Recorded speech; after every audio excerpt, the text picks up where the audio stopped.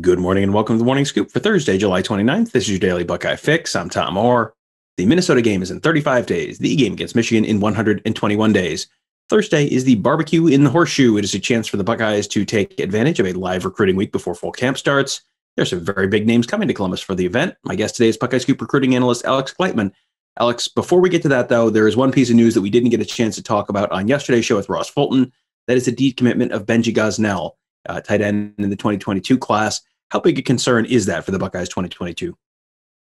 I mean, it's always significant when you lose a player or gain a player in a class. But if you're going to lose any player in the 2022 class, I think that this was an okay one.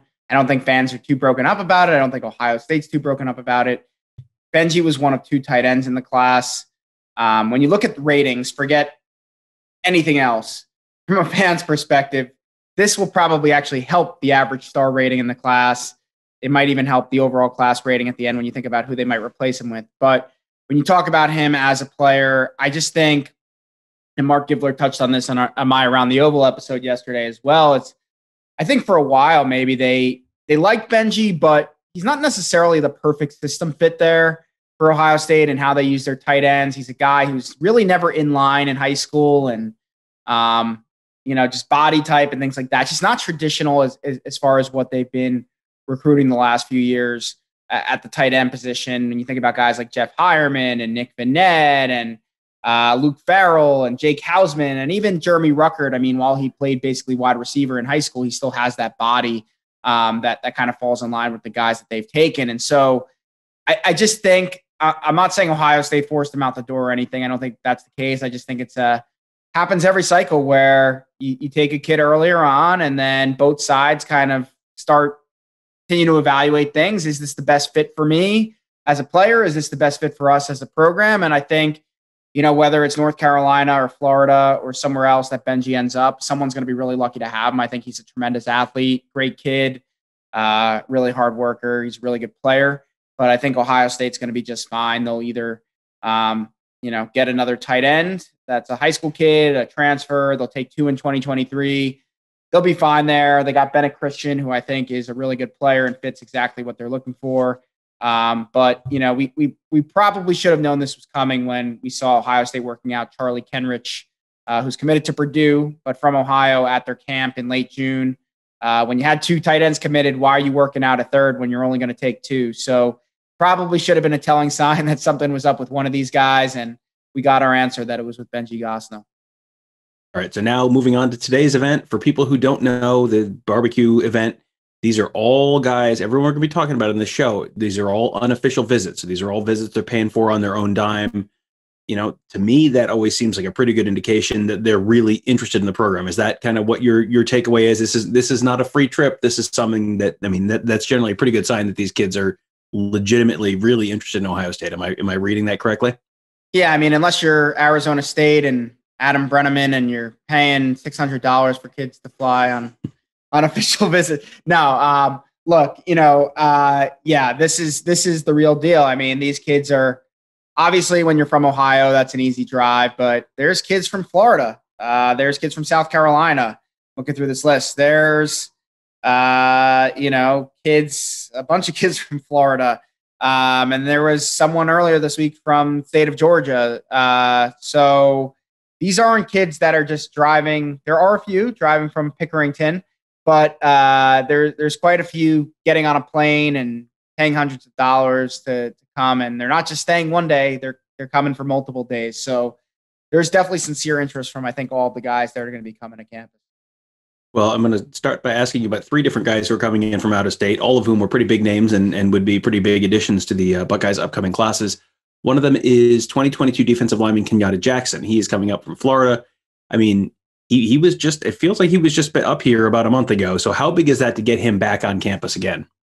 Huge visit, absolutely huge. And he's going to be in Columbus for 4 days, three to 4 days, depending on how, you look at full days and things like that. But that's longer than his official visit when he was in June, which is 48 hours. So this is massive. He's been going back and forth between Ohio State, Oklahoma. He's supposed to make a visit before his senior season starts. So sometime in August, he's planning on making a decision. And I'm just starting to get the feeling that this visit is what could seal the deal for Ohio State. We've been hearing a lot of sources that are familiar with Oklahoma seem to be confident that he was leaning toward the Sooners heading into this visit. But I kind of think that with his teammate, Ryan Turner committed, who will also be on campus this week, today for the barbecue. Supposed to be, at least. We'll make sure he gets off that plane. And with him committed and with just the familiarity and the need for Ohio State at the position in the class, not having anyone at defensive end and getting a chance over 4 days here, he's either leaning toward Oklahoma and just coming back to Ohio State one more time just to make sure, or he's feeling pretty good about Ohio State and he's coming to solidify that. And coming for 4 days, you're looking to see something one way or the other. And I think we're going to have our answer after this visit. So if a few days, a week goes by after the visit, and don't be surprised to see Kenyatta Jackson announce a decision date. And I think this one's trending toward Ohio State. This visit could really tell us where it ends up. Another big name Florida standout who was just up in Columbus last month is five-star running back Richard Johnson. He's coming back up again. He's a 2023. Sounds like the Buckeyes are, I mean, every time I talk to Mark Givler about him, and Mark Givler's talked to him a few times, and he keeps coming back to Ohio State. It's like seems like Ohio State should be feeling at least cautiously optimistic about where they stand with Richard Johnson right now. Or Richard Young, sorry. I was going to say Richard Johnson's a great running back, but Richard Young's even better. No, I mean, look, Mark's probably the go-to guy on that on our staff. He's been down there to the high school in Florida a few times, but relationship is tremendous here with Tony Alford. And I think it all starts with comfort and relationships, as Bill Green has taught me over the years. And Ohio State certainly checks the box on those. I think they entered this trip as the leader in the recruitment. Now, I think Alabama's a really legitimate player here. I think Georgia's a really legitimate player. Oklahoma's in the game, but I think taking Trayon Webb recently definitely helps Ohio State in this one. And I don't think it's going to end anytime soon. So getting Richard Young on campus for another visit on his own dime, hopefully get him back in the fall or right after the season, and then get him on campus for an official visit next spring. I think they're going to be in a real good position to land him. If he had to decide today, I do think it would be Ohio State, but he doesn't have to decide today. He's got technically until February 2023. So could be a long way out here before anything happens. I'm thinking about probably at least a year until any decision. So Ohio State is right where they need to be, and then some in this recruitment. And the third guy from the state of Florida who we wanted to talk about is four-star tackle Peyton Kirkland, 2023 kid out of Orlando. I mean, seems like every year they need a tackle. They probably want a couple tackles. Where do things stand with Peyton Kirkland right now? Is he, someone that's sort of trending towards Ohio State, looking at Ohio State, considering Ohio State, and how big would that be if they could end up landing him for that class? Yeah, I mean, he would be big. He's an offensive lineman, always a position of need. True four-star kid. Could play tackle, could move inside, play guard if you needed him to. So that's always good to have that versatility.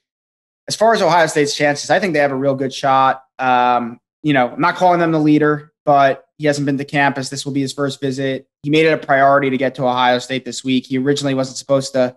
He was trying to come in June. It didn't work out. And then he kind of told me I'm not going to be able to get there till maybe at least the fall at the earliest for a game, if that even works with my schedule. And then he made it a priority to make this work. He'll be on campus. He actually arrived yesterday on Wednesday, and he'll be there till tomorrow, Friday. So, really probably like almost a one full day and then maybe a half day on Wednesday type of visit, maybe morning on Friday before he heads out. But real opportunity to make an impression, show him everything, sit down with him, have a great time at the barbecue. And I think that only strengthens Ohio State's position. So not saying they're the leader, but I do think they are one of the top schools heading into this visit. And I think they have an opportunity to take that lead spot with a great visit this week. There are several other big in-state targets who are going to be there as well. As you mentioned, that's not quite as big a deal as getting on an airplane on your own dime to come up from Florida. But, with Sonny Styles and Luke Montgomery, these guys, there have been Notre Dame rumors swirling about both of them. They've both been around campus a lot. We saw a lot of Sonny Styles in June and saw Luke Montgomery at least once, maybe twice. But, I mean, that has to be with, the sort of Notre Dame threat just kind of looming out there somewhere. every time you get them back on campus feels like that's probably a pretty big deal.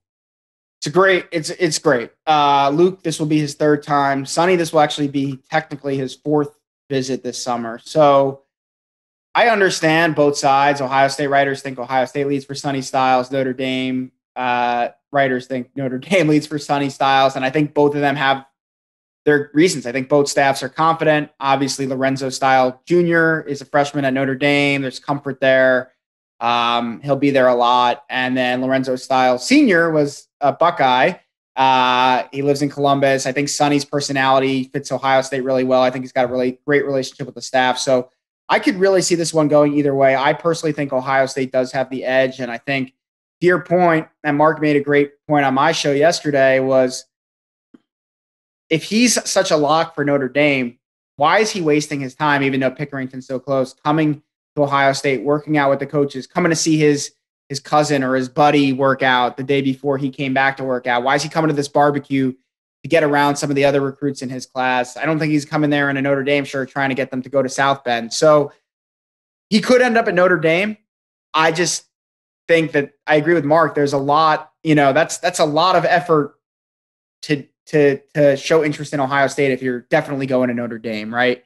So that's Sonny. And then Luke, I feel pretty good about Luke Montgomery. I think Ohio State's positioned really well. Kevin Wilson coached his dad in college at Miami, Ohio. He's got a good relationship with Greg Stajarwa. I think being an Ohio kid, Ohio State's kind of program he's rooted for. And I think Michigan's actually a player here. I think Penn State's a player. I don't know I know Notre Dame's in it, but he actually wasn't able to get to Notre Dame this week. I think that's pretty big actually for Ohio State. He had a team, commitment that he couldn't get out of and go to Notre Dame. So that probably helps. I think Notre Dame is a fit from a personality standpoint. But I think this one is going to be in Ohio State's favor in the end of the day. I don't see it happening anytime soon, but I think maybe right after the season, in the months following the season, something could happen there. And the last guy I wanted to specifically ask about was 2024 quarterback Jadyn Davis. He camped at Ohio State and got a lot of attention when he was camping at Ohio State back in June. Everything about this just sort of seems to me like he might be the next big thing in Ohio State quarterback recruiting. To get him back on campus again so soon after he just came up from camp, because he's a North Carolina kid, right? I think that's right.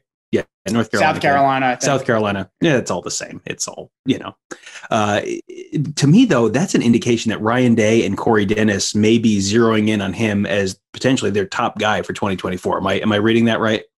Yeah, I think it's probably early. They haven't seen everyone they need to see, but they're sure as heck sold on him. I think that's for sure. Maybe he's not the guy in the sense that Quinn Ewers was like the guy that they needed to have in 2022, but he's certainly going to be one of the top guys. And I think that if he wanted to commit tomorrow, they would take it in a heartbeat. He's the real deal. You guys got to see him in camp. He got the offer, right after that. And he's coming back.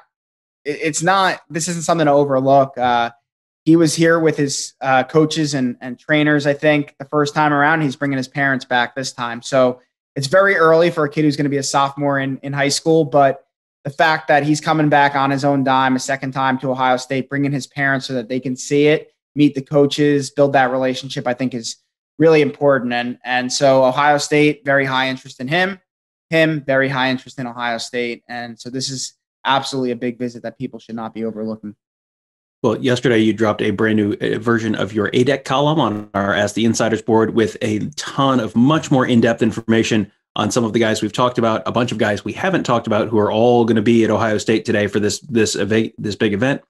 That is worth checking out. Be sure you have to be a member of Buckeye Scoop to get access to the Ask the Insiders board and Alex's great column.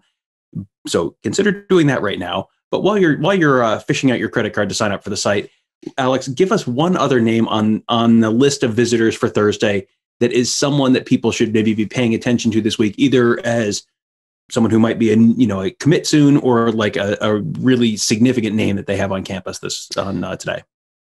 Yeah, I'm actually gonna throw out a couple names for you, a few names. I think we talked about it before, and we keep talking about his name, Josh Padilla, offensive lineman, Uber Heights, Wayne. I have him on commit watch for sure. If it doesn't happen now, not sure it's going to happen until maybe next offseason. As long as Ohio State's willing to take him, I think that he will eventually be a Buckeye.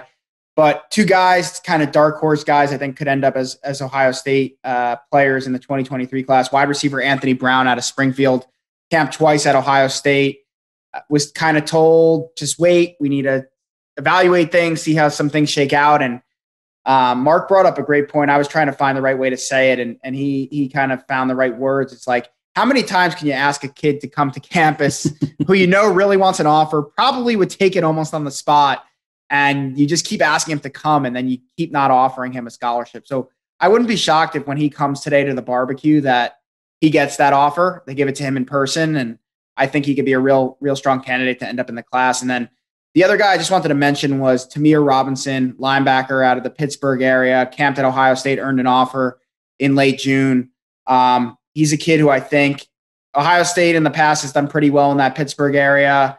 Even guys they haven't gotten, they've been a pretty high choice. Obviously, proximity, only a few hours drive to campus, and kind of in the region where some of these kids grew up watching Ohio State. So he's a kid who's coming back, second visit of the summer, and I'm not sure he's ready to commit imminently, but I think Ohio State has a chance to really make a huge move with him and kind of love him up a lot this weekend. Well, that is a lot to keep an eye on today, and a great place to keep an eye on all of that stuff as we kind of hear more and learn more, and maybe there's a commitment, maybe there's other offers. It would be the Ask the Insiders board at BuckeyeScoop.com. As I mentioned, Alex's ADAC column is up there, but we have lots of great content up there, and always a lot of fun and lively discussion. So if you're interested in knowing more about Ohio State football and Ohio State recruiting than all of your friends, and being the smart one at the tailgates this fall, sign up today at BuckeyeScoop.com. Get access to that and a whole bunch of other perks as a member. You can also make sure you listen to all of our podcasts. Alex also has released a new episode of Around the Oval this week. That is a fantastic podcast, always worth a listen. It is in my regular rotation. You can find Alex's podcast, Gives in the Bank, the Mark Givler and Build a Bank Green podcast, Beyond the Shoe, Dominique Smith's podcast, and all of our other great podcasts on whatever podcast platform you like. Just search Buckeye Scoop to find them, and you can subscribe right there so you never miss an episode. And finally, youtube.com/Buckeye Scoop. At the end of this video, if you're watching on YouTube, there'll be a little circle in the bottom right-hand corner of the screen that says Buckeye Scoop. Just click on that, and that'll subscribe you to our YouTube channel. And then you get notified every time I post a new video. So we post all our podcasts here. We post interviews with players and coaches. We'll have camp highlights. We'll probably have, I don't know, we'll have a bunch of stuff this fall. We have some, let me tell you, I can't tell you, but we have some real exciting stuff planned for this fall. You guys are going to we're going to do, I think we may do some college football game days in ways that you have not seen before. And I think you guys are really going to like it. So that is all coming up on youtube.com/Buckeye Scoop, but you got to subscribe to get notified every time we go live, every time we do something new and exciting, every time we post a new video. It's all free. All you got to do is subscribe. Sounds like a pretty good deal. That'll do it for today. Thank you guys for joining us. Have a great day. We'll talk to you tomorrow.